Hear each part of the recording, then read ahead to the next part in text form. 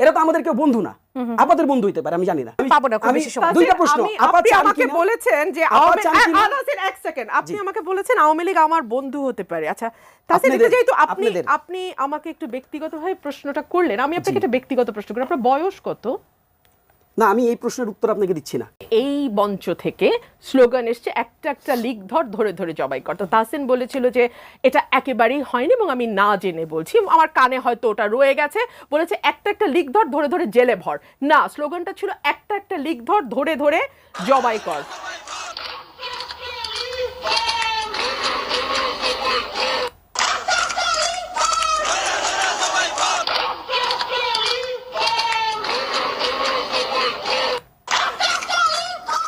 এই যে ধরুন প্রচন্ড রকম অসহিষ্ণুতার যে চাষ, আমি জানি না এটা কি শাহবাগ এলাকাটার সমস্যা কিনা জানি না, এইটা নিয়ে একটু যাই, তাদেরই কেন জানি চরম অসহিষ্ণুতা। তাছাড়া যে আপনি বিভিন্ন ক্লাস্টারের কথা বলছেন, এটিও কি সেরকম কোনো ক্লাস্টার থেকে এসেছে?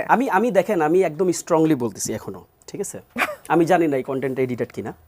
এটা চ্যানেল 24 এর একটি কন্টেন্ট, যতটুকু লোগো চ্যানেল দেখলাম 24 এর যে কোনো কন্টেন্ট আর you can edit sound, but whatever, আমি সেই জায়গায় যাচ্ছি না। আমি দেখেন, আমি স্পষ্ট যেটা অফিসিয়ালি এন্ডোর্স করার একটা ব্যাপার আছে, আমি অফিসিয়ালি এন্ডোর্স করতেছি, যেটা অফিসিয়াল কোনো স্লোগান না। আমি একটু বলতে হবে, আমাকে একটু সুযোগ দিতে হবে। আপা যেহেতু দেখিয়েছেন, ডেফিনেটলি একটা এভিডেন্স নিয়ে এসেছেন। আমি কেন চ্যালেঞ্জ করছি দেখেন, আমি বারবার বলেছি এখানে ডিফারেন্ট ক্লাস্টার্স আছে। আপনাকে বুঝতে হবে যে এখানে জুলাই আগস্টের সাথে কানেক্টেড মিনিমাম 36টা 38টার মতন সংগঠন আছে, এবং যেটা হয়েছে এটা ডিফারেন্ট ক্লাস্টারে তারা বিভক্ত হয়ে বিভিন্নভাবে স্লোগানগুলো দিয়েছে। তবে অফিসিয়ালি এই স্লোগানকে আমরা কেউ ওন করি না। আমি জানি যে আপাতত এটাই জানতে চান যে আমাদের এই জাতি বা আমাদের এই সোসাইটি বা আমাদের এই জেনারেশন যেন এই স্লোগানটাকে ওন না করে। আপার কিন্তু মোটিভেট, আপা যে সমালোচনাটা করতেছেন এটা শুধুমাত্র যে আমাদেরকে মানে ডাউনগ্রেড করার জন্য সমালোচনা, এটা না। উনি চান না যে আমরা এটাকে ওন করি। আমি তো এটাই একবার স্পষ্ট। কাজেই আমি এটা ক্ল্যারিটি দিচ্ছি আপনাকে, এই ধরনের জিনিস আমরা কেউই ওন করি না। আচ্ছা, আজকের বিষয়টা নিয়ে একটু প্রশ্ন করি, সেটা হচ্ছে যে জামাতে ইসলাম, হেফাজতে ইসলাম শিবির আজকে সবথেকে সরব উপস্থিত। আপা যদিও তখন বলছিলেন যে জামাত বলেছে যে আমরা দলগতভাবে সেখানে নাই, কিন্তু তাদের উপস্থিতিটাই আজকে স্পষ্টভাবে সরবভাবে দেখা গেছে। রাজনীতির নতুন সমীকরণের কথা অনেকে বলছে এনসিপির সাথে। আপনারও কি মনে হয় যে এটি রাজনীতির নতুন সমীকরণ হিসেবে? আমার মোটেও মনে হয় না যে এটা রাজনীতির নতুন সমীকরণ। আপনি একটু খেয়াল করলে দেখবেন যে এটা রাজনীতির নতুন সমীকরণ। এই ডটগুলো আপনি কোন ডটগুলো কানেক্ট করলে এখান থেকে উত্তরটা এরকম আসতো। যদি আমরা এখানে বিএনপিকে কোনোভাবে প্রত্যাশাই না করতাম, এক, অথবা আমরা কোনোভাবে যদি বিএনপিকে এখানে না ডাকতাম, দুই, অথবা আমরা কোনো না কোনোভাবে কোনো না কোনো টেকনিকে কোনো না কোনো সিস্টেমে যদি আমরা বিএনপিকে অ্যাভয়েড করতাম, তিন, এই তিনটার কোনোটাই ঘটে নাই। গতকাল রাত্রে সার্জিস থেকে শুরু করে এই আন্দোলনের যারা মানে যারা এই আন্দোলনকে এক্সিট করেছেন, এই আন্দোলনকে যারা সামনে রেখেছেন, এটাকে অ্যাপিস করেছেন, সবাই কিন্তু বিএনপিকে ওপেন প্ল্যাটফর্ম থেকে হচ্ছে এটার জন্য তাদেরকে ডেকেছে এবং তাদেরকে বলেছে এটার জন্য আসতে। কাজেই এটাকে আমরা নতুন রাজনৈতিক সমীকরণ হিসাবে দেখতে চাই না। এটা একটা বিশেষ উদ্দেশ্যকে সামনে রেখে, একটা স্পেসিফিক এজেন্ডাকে সামনে রেখে এখানে সকল রাজনৈতিক পক্ষ, রাজনৈতিক দল এখানে এসছেন। ইভেনচুয়ালি আমরা কাউকে ডেকেও আনি নাই। সাবেক রাষ্ট্রপতির দেশ ত্যাগের বিষয়টি নিয়ে রুমিন আপা কথা বলেছেন যে তিনি চলে গেলেন মধ্যরাতে। আবার নারায়ণগঞ্জের যিনি মেয়র ছিলেন সেলিনা হায়াত আইভি, তার বাসায় মধ্যরাতে তাকে পুলিশ ধরতে চলে গেল, তার এলাকাবাসী সেটিকে আটকালো, এবং সেই সাথে আবার নওফেলের কথা তিনি উল্লেখ করেছেন এবং আরাফাতের কথা উল্লেখ করেছেন।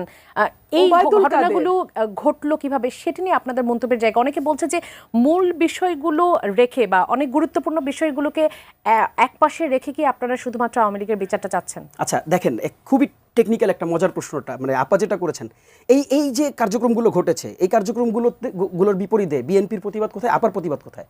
আপা রাস্তায় নেমে জিজ্ঞেস করছেন সরকারের কাছে? জিজ্ঞেস করেন নাই তো, আপা খালি প্রশ্ন করেছেন টকশোতে। অথচ আমি আপনাকে একটু স্মরণ করাই দিই, এই যে আওয়ামী লীগ নিষিদ্ধের যে আন্দোলন, আপনি একটু স্মরণ করেন তো এই আন্দোলনটা কোনটাকে বেস করে শুরু হয়েছে? এই আব্দুল হামিদ যে দেশ থেকে চলে গেল, এটাকে কাউন্টার করা, এটার জবাব চাওয়ার ক্ষেত্রেই কিন্তু, জবাব চাওয়া থেকেই কিন্তু এই আন্দোলনের শুরু হয়েছে। কাজেই আপনি যেই বাইনারিতে আমাকে ফেলতেছেন, আপনি যে প্রশ্ন আমাকে করতেছেন, ওই প্রশ্নে আপনি জর্জরিত। আপনাকে উত্তর দিতে হবে যে আপনি কেন আব্দুল হামিদ পালায় যাওয়ার পর রাস্তা নামেননি। আমরা তো ইন্টারিমের কাছে জব চেয়েছি, আমরা তো ইন্টারিমের কাছে আমরা স্লোগান দিয়ে বলেছি যে ইন্টারিমকে একটা জব দিতে হবে। ইন্টারিম মানে ইন্টারিম জব দিয়ে তার ঊর্ধ্বের কোনো সরকার না। ইন্টারিম আমাদের কাছে মানে অ্যাকাউন্টেবল। কাজে ইন্টারিমকে এই প্রত্যেকটা যে যতগুলো নাম আপা উল্লেখ করেছেন, এরা তো আমাদের কেউ বন্ধু না, আপাদের বন্ধু হইতে পারে, আমি জানি না। তা আমাদের তো কেউ বন্ধু না। তা তারা যদি পালায়া যায়, এটা পালানোর ক্ষেত্রে তো আমাদের কাছে মনে হচ্ছে, আপনি দেখেন যতগুলো ঘটনা ঘটেছে, প্রত্যেকটা ঘটনায় আপনি এনসিপি থেকে শুরু করে আজকে যারা বিভিন্ন আন্দোলন সংগ্রামের সাথে যারা যুক্ত আছেন, তারা সামনের দিকে এসে এটার প্রতিবাদ করেছেন। কাজেই এই প্রশ্নের উত্তর আপনি আমার কাছে যদি জিজ্ঞেস করেন, আওয়ামী যদি নিষিদ্ধ আজকে করা হয় বাংলাদেশে, তাহলে আমি তো কি শেষ করি। সমাধানটা পাবেন? আমি তো শেষ করি। এই অংশে খুব বেশি সময় পাবো না, আমি এই রুবিনা আপনার কাছে বাংলাদেশে যেতে চাই। জি। বাংলাদেশে যতগুলো ইন্টারিমের যতগুলো ব্যর্থতা, এই ব্যর্থতাগুলোর জন্য আমরাই প্রতিবাদ করেছি। আমরাই প্রত্যেকটা জায়গায়, এই যে বিচারের জন্য, আমরা তো বিচারের জন্য আমরা 2 তারিখ সমাবেশ করেছি, আপনি 2 তারিখ বিচারের জন্য বিচারকে কোর্ট করেছেন। আমি আরেকটা প্রশ্ন জাস্ট করে ছেড়ে দিই, সেটা হচ্ছে যে দেখেন, আমি আপার কাছে স্পষ্ট বলতে চাই। আপা বলছেন যে আমরা যখন বলতেছি জনগণ এটা রায় দিছেন। আমরা যখন বলতেছি, আপা বলতেছে তোমারে কোন জনগণ বলছে। আমি আপার কাছে প্রশ্ন করতে চাই, আপা তো বিএনপিকে রিপ্রেজেন্ট করতেছেন এখানে, ডেফিনেটলি বিএনপিকে রিপ্রেজেন্ট করতেছেন। আপা যদি বিএনপিকে রিপ্রেজেন্ট করে থাকেন, তাহলে মির্জা ফখরুল আজকে যেটা বলছেন যে সারা দেশের মানুষ আওয়ামী লীগকে চায় না, তাহলে আমি এই প্রশ্নটা করতে চাই, তাহলে মির্জা ফখরুলকে কোন দেশের মানুষ বলে দিয়ে গেছে যে আওয়ামী লীগকে তারা চায় না? মির্জা ফখরুলের কাছে যেই জনগণগুলো, যেই মানুষগুলো বলে দিয়ে গেছেন, আমাদের কাছেও সেই জনগণ, সেই মানুষরাই বলে দিয়ে অসংখ্য গেছে। ধন্যবাদ। কাজেই সমস্যা নেই। আমি জাস্ট তাহসিন টক শোতে কেন বলছেন, প্রতিবাদ কেন করছেন না? আপা দুইটা এক মিনিট, এই অংশ পাবো না খুব বেশি সময়। দুইটা প্রশ্ন। আপা আপনি চান আমাকে কিনা? বলেছেন যে আপা চান কিনা? এক সেকেন্ড, আপনি আমাকে বলেছেন আওয়ামী লীগ আমার বন্ধু হতে পারে। আচ্ছা, তাহলে আপনাদের- যেহেতু আপনাদের। আপনি আমাকে একটু ব্যক্তিগতভাবে প্রশ্নটা করলেন, আমি আপনাকে একটা ব্যক্তিগত প্রশ্ন করি। আপনার বয়স কত? না, আমি এই প্রশ্নের উত্তর আপনাকে দিচ্ছি না। আচ্ছা, আপনার বয়স যদি আমি ধরেও নেই 30, ম্যাক্সিমাম 30, আপনার বয়স যখন 13 ছিল তখন থেকে না আমাদের এই যাত্রা শুরু হয়েছে। নিঃসন্দেহে এই যাত্রা শুরু তো হয়েছে। আপনারা 36 দিন আওয়ামী লীগের বন্ধু হয়েছেন না শত্রু হয়েছেন না কি হয়েছেন বলতে পারবো না, তবে আমরা মনে করি বাংলাদেশে ভিন্ন মতের রাজনীতি থাকতে হবে, এবং ভিন্ন মতের রাজনীতির কোএক্সিস্টেন্সটার নামই হচ্ছে গণতন্ত্র। কোন ভিন্ন মত আর এটা? সেটা ভিন্ন মতটা কোনটা? সেটা আওয়ামী সেই লীগ কি? ব্যাখ্যা তো আপনাকে আমি দেব না। এটা তো টকশোর ব্যাখ্যা আসেন, দেবেন আপনি।